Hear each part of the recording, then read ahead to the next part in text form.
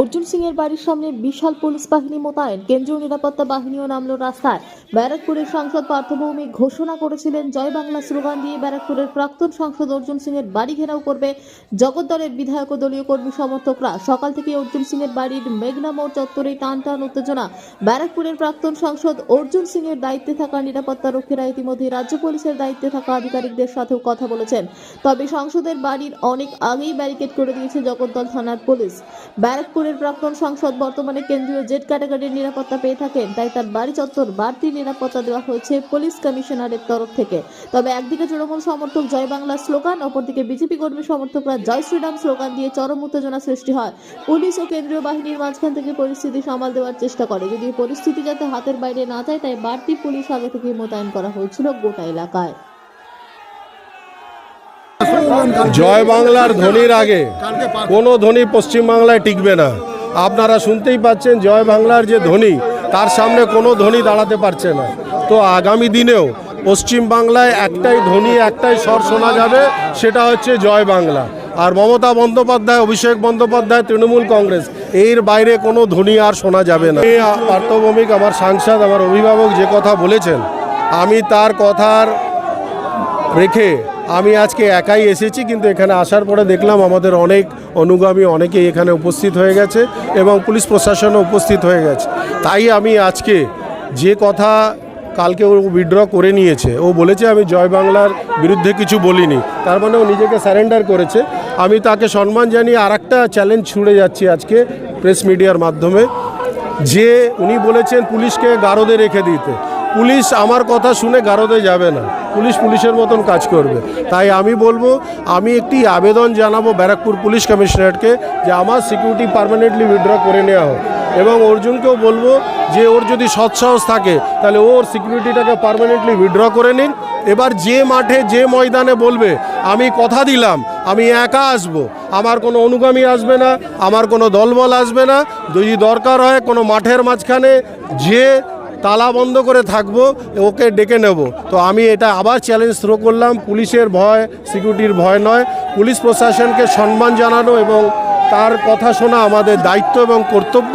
সেই কর্তব্য আমি পালন করছি, কিন্তু আমি আমার চ্যালেঞ্জ থ্রো করে গেলাম, যেটা ও বলেছে সেটাকে পরিপূর্ণ করে আমি আজকে চ্যালেঞ্জ দিয়ে গেলাম। যদি সৎসাহস থাকে তাহলে আপনার মিডিয়ার মাধ্যমে এই চ্যালেঞ্জের উত্তর দেবে আর এই কাজটা করে দেখাবে। আজকে যে আমাদের মেঘনা মোড়ে একত্রিত হয়েছি ভাটপাড়া জগদ্দলের আমাদের তৃণমূল কংগ্রেস কর্মীরা, তারপরে আমাদের কাউন্সিলর জগদ্দলের ভাটপাড়ার কাউন্সিলর, সাথে আমাদের জগদ্দলের এমএলএ সাহেব সোমনাথ সামজি, সবাই এখানে উপস্থিত হয়েছে। অর্জুন সিং অনেক উল্টোপাল্টো বক্তব্য করছে, তার বিরোধ জাতার জন্য আমরা এখানে উপস্থিত হয়েছি।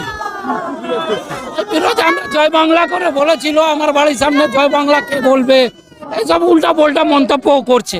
তার বিরুদ্ধে আমাদের মাননীয় সাংসদ পার্থ ভৌমিক কালকে মিটিং করে আমাদেরকে আহ্বান জানিয়েছেন, এমএলএ সোমনাথ শ্যামজিকে দায়িত্ব দিয়েছেন, সেটা ওর বাড়ির সামনে গিয়ে জয় বাংলার আমাদের তৃণমূল কংগ্রেসের সেটা আহ্বান জানাতে আমরা জানিয়েছি।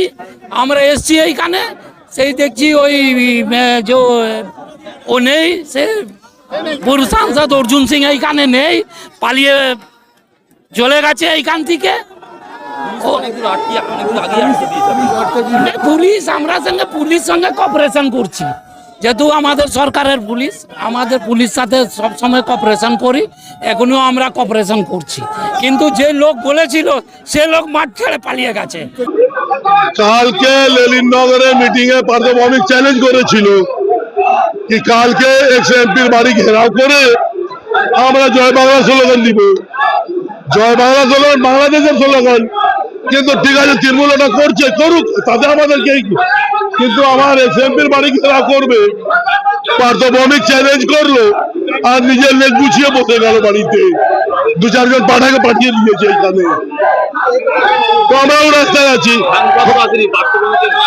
কেন ভাই, তাহলে চ্যালেঞ্জ করলি কেন? আমি তোকে চ্যালেঞ্জ করলে তো আমাকে স্পটে থাকতে হবে না। আমি কি বললাম, তাহলে বাপের বেটা হলে আসুক স্পটে, এদের দম আছে নাকি মেঘনা মোড়ে আসার? কি কথা করছেন আপনারা? কাকে দায়িত্ব দিয়েছিল? সে পার্থভৌমিক বুঝুক আর সোমনাথ সোম বুঝুক, চোর চোরটাদের ক্ষমতা আছে আমাদের সঙ্গে লড়ার।